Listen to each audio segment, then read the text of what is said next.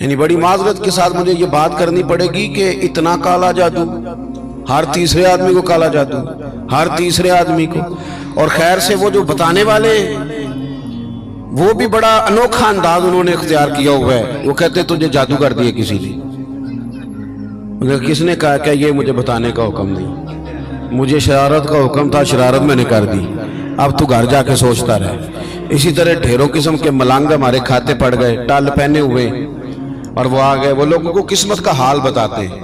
آپ کا تو مجھے نہیں پتا، میں نے اپنے دیہاتوں میں دیکھا ہے کہ وہ سونا بھی ڈبل کرتے تھے، بعد میں پتہ چلتا تھا سنگل بھی غائب ہو جاتا تھا. ہنسے نہیں جی، اونچا نہیں ہنسنا چاہیے کبھی بھی. یہ محافل ہے ہماری، سنجیدہ ماحول ہے. میری بات پہ آپ توجہ کریں گے عزیز کہ آپ اوہام پرستی کا شکار نہ ہوں، ورنہ آپ اور نبی پاک صلی اللہ علیہ وسلم نا جگہ جگہ حضور ہمیں ذوق دیتے، سمجھاتے کہ تم نے اپنی توجہ اللہ رسول کی جانب رکھنی ہے، تم نے الجھنا نہیں، ورنہ آپ کیسے میدان میں نکلیں گے. فوجی کہہ دے ہمیں کالا جادو ہو گیا، ہم سے جایا نہیں جاتا، تو جنگ ہوگی. کوئی کہہ دے ہم پر تو وہ فلانے نے سیو کرا دیا ہے تو ہم دفتر نہیں جا سکتے، تو کاروبار زندگی چلے گا. کن چکروں میں پڑ گئے. جادو ہوتا ہے، اس کی حقیقت سے انکار نہیں، لیکن اتنا کچا ماحول، اتنی کمزور بات، یہ اہل ایمان کا شیوا نہیں ہے. آپ مضبوط رہیں. عارف رومی رحمت اللہ علیہ فرماتے میں کبھی بھی زندگی میں کوئی بات اس لیے نہیں کی کہ مجمع ہنسے، اور ہنسنا ویسے بھی شریعت میں مسکرانا ہے، کہہ لگا کے تو روٹین میں بھی ہنسنے سے پرہیز کرنی چاہیے. وہ کہتے ہیں ایک بادشاہ تھا تو اس کا بھی ذہن بن گیا تھا کہ پتہ نہیں یہ کیا ہو جاتا ہے. کچھ یہ لوگ نا ہمارا وہم بڑھاتے ہیں، آج کل جو طویز دھاگے والے لوگ ہیں نا، یہ اور اضافہ کرتے ہیں اس کے اندر، اور کہانیاں بنا کے دیتے ہیں، لوگ اور زیادہ الجھ جاتے ہیں. بادشاہ تھا تو وہ شکار کرنے جاتا تھا تو اس کے ذہن میں یہ خیال تھا کہ اگر رستے میں کوئی بندہ میرے متھے لگ جائے تو میرا شکار ٹھیک نہیں ہوتا. تو وہ کیا کرتا، وہ جب سفر کے لیے نکلتا تو لوگوں سے کہتا سارے رستے خالی کرا دو، میں نے شکار کے لیے جانا ہے. لوگ رستے خالی کرا دیتے. ایک دن ایک آدمی بیچارہ نے ایک آنکھ سے اسے نظر نہیں آتا، وہ کوئی جنگل سے لکڑیاں کاٹ کے آ رہا تھا تو اچانک وہ چڑھ گیا. اذانیں زیادہ ہوتی ہوں تو ایک کا ہی جواب دینا ضروری ہوتا ہے، وہ ہم دے چکے ہیں، اس لیے آپ توجہ کریں میری بات. تو وہ بیچارہ چڑھ گیا لکڑ ہارا سڑک پہ. اس کے سپاہیوں نے بندے تو بڑے ہٹائے تھے پر یہ غلطی سے آ گیا، انہوں نے پکڑ لیا، بادشاہ کے سامنے پیش کیا. بادشاہ کہنے لگا تمہیں نہیں پتا کہ میرے رستے میں کوئی آئے تو میرا شکار نہیں ٹھیک ہوتا، اس کو باندھ دو. دھوپ بڑی سخت تھی، درخت کے ساتھ باندھ دیا. کہا جا رہا ہوں، واپس آتا ہوں، اگر شکار ٹھیک ہو گیا تو چھوڑ دوں گا، ورنہ اسے قتل کر دوں گا. دو بندے اس کے سرانے کھڑے کر دیے تلوار لے کر کے. اب وہ بیچارہ صبح سے بندہ ہے، بادشاہ چلا گیا. اتفاق کی بات یہ کہ آج شکار پہلے سے بھی اچھا ہوا، خوب ہوا. بادشاہ واپس آیا. اب یہ دھوپ میں بندہ ہے، کسی نے پانی بھی نہیں پوچھا. تنگ آمد بجنگ آمد. بندہ جب پورا تنگ آئے تو پھر جنگ بھی بڑی کرتا ہے. اس نے کہا یار آج مرنا تو ہے، اب مرنا سچ بول کے. بادشاہ نے کہا اسے کھول دو، آج میرا شکار بڑا اچھا ہوا ہے، لہذا اسے کچھ نہیں کہنا، کھول دو. رسیاں کھول دی تو پتہ کا شخص کہتا بادشاہ ایک بات کر لوں میں بھی، مار تو جانا ہی ہے پر ایک بات کر لوں. کہنے لگا کرو. کہنے لگا تم نے صبح میرا منہ دیکھا تھا، تمہارا شکار بڑا اچھا ہوا ہے، دن بڑا اچھا گزرا ہے، پر میں نے آج سویرے تمہارا منہ دیکھ لیا تھا، تو دیکھو میرا بیچارے کا کیا حال ہوا ہے کہ صبح سے یہاں. اب تم بتاؤ منحوس میں ہوں کہ تم ہو؟ نحوست میرے اندر کہ تمہارے اندر؟ میں اگر کوئی جوان آدمی میرے ساتھ آ کے یہ بات کرتا ہے نا کہ میری فلان ہو گیا تو میں بڑا، تو مجھے اس پہ غصہ آتا ہے. میں کہتا ہوں آپ اس عمر میں یہ کام کریں گے تو بزرگوں کو کون سہارا دے گا؟ ضعیفوں اور کمزوروں کو کون اٹھائے گا؟ آپ اتنی کچی باتیں کرتے ہیں. اور یہاں پیروں نے بھی عجیب تماشا گھڑا ہوا ہے. سویرے 9 بجے بیٹھ جاتے ہیں تعویذ لکھنے. آپ قرآن شریف کا درس کب دیں گے؟ آپ حدیث پاک کب پڑھائیں گے؟ آپ ان کو اصول فقہ کب بتائیں گے؟ پیر صرف دین کا نمائندہ ہوتا ہے جس نے رب رسول کا دین پڑھنا ہے اور آگے پڑھانا ہے، جس نے لوگوں کو وہاں سے دین سیکھ کے آگے سکھانا ہے. باقی کیا معنی ہے چیزوں کا؟ اس نے صرف آسان کر کے جو ہمارے صوفیاء نے دیا آگے بات پہنچانی. دین سیکھنے سکھانے کا نام پیری مریدی ہے، اس کا کوئی اور معنی ہے ہی نہیں سرے سے. کہاں سے آ گئی یہ ساری چیزیں؟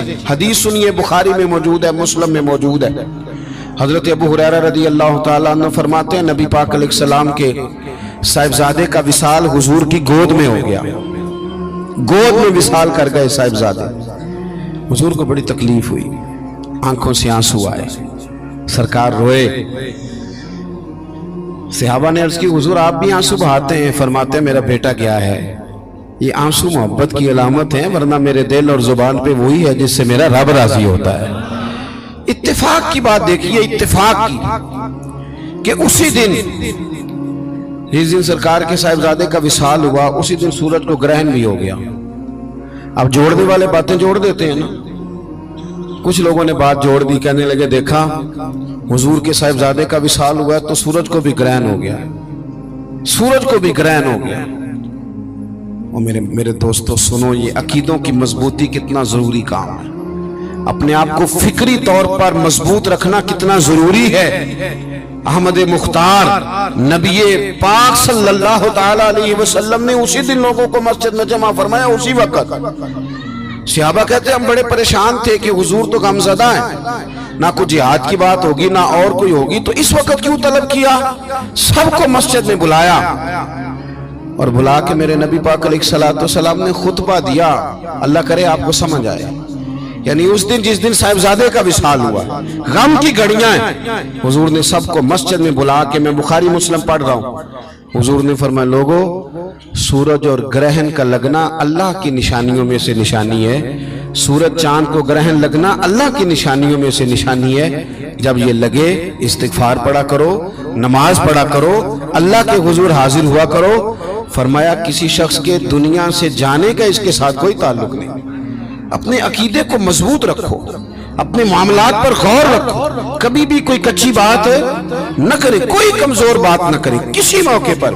हम तो सूफिया किराम के जानने वाले हैं, और वो लोग तो इतने मजबूत थे नजरियात के, इतने पक्के थे, तो हर शख्स को कहते थे कि देखना तेरे दिल में गैर का ख्याल ना आए, रब रसूल का ख्याल रहे।